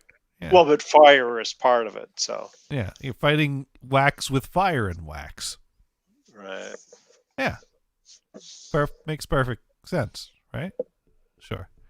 Right. But how did we turn into a medical show? Well, it started in the bathroom, and then as we start inspecting things there, it turned medical. Right. So we are a medical bathroom show. because you do want to feel for lumps while you're showering in the bathroom. So that Sparky Toaster seems to, be done with these topics here and is reminding us that it is now 10 p.m. On that note, mackerel. Though we do try to be an educational show here on insert title here. So, I think we've learned a lot this week. What about you, Brian? What have you learned here tonight? I learned that as I'm trying to explain this whole episode with Jake and Nog, that you don't want that spoiler. Well, yeah. I also you can't stick your fingers in your ear and go na na na na na na na as I say. Well, if people want to watch Deep Space Nine episodes, the commander of the vessel dies before the end. If I said that could be a spoiler. But here's the thing. But you weren't listening because you had your fingers in your ear saying. If people want to watch Deep Space Nine, they'll watch Deep Space Nine. If they want to watch us, they'll, Oh, absolutely. But tonight, I have learned. And we were sponsored by hydrogen peroxide. No, by Burger King's. See the king, the crown. Yeah. Burger King's mini milkshake, vanilla. And Focus Fader writes in that all it does is produce residue that looks like wax is removed for the whole, candle wax. Wax. This does not look like wax. No. Sparky just writing in, I learned what I already knew. Craftsman tools are not what they used to be. And Dune writes in, did you learn that Dune has a new gun case? Yeah. You do? You know what I learned? I learned that in the Midwest, when you buy a new gun and you want to brag about your new gun, but you don't want to admit to buying a new gun, you brag about your new gun case. Because why would you buy a gun case? Because you have a new gun you need to put in the gun case. So, yes, Dune has a new gun case. Back in the 20s and 30s, they would take their Tommy submachine gun and put them in a violin case. All right, so right, Dune, violin case. So Dune didn't buy a violin case. For me, Dune, violin case. New gun case hype. No. So he didn't buy a Tommy gun then. I take it. On that note, we should find. So a flute, a case for a flute. A case for a flute. There you go. It's a flute case. I don't know. So let's find someone to raid here. I'm gonna take a look at who's live. Viewers. Yeah, you know what? Look, we haven't rated Poppy Tunes in a few weeks, and she's live right now. So we're gonna go. I believe left. Can we get one last page on Jackson Box? I'll do Lumpy's. What? So yeah, let's go ahead and raid Poppy Tunes. Go check her out. She's gonna sing some songs. I just need to bring up the right page to do the raid. Yeah, that would be And, helpful. and we will be back here next week, next Monday, 8 to 10 p.m. Eastern, to talk more about bathrooms and craftsman tools. Well, actually, no, we'll be talking about bedroom light fixtures and ceilings and how horribly wrong that went. So if you want to find out how much plaster is still in my living room, on my living room ceiling a week from now, be sure to come back. And how much is on the living room floor? Maybe I'll have pictures next week. So here we go. We're going to go ahead and raid. And thank you, everyone, for tuning in. And you all have a good evening. And raiding in 3, 2, 1. Good night. Good night. We need Venison's last line. Oh, I need to clip more Venison last lines. We'll bring that back next week. Remind me at the 7:30 pre-show. Okay. All right. And we need to and people who are on YouTube, you don't get forwarded to the raid, but if you did want to check out what the raid was about, go to twitch.tv/poppytunes and you would Thank you for that Prime sub. I super appreciate it. Welcome in 5-Hit Dune and Sparky Toaster. How you doing? How's it going? It's good to see ya. How was your stream? Let me know if there's anything I can play for you.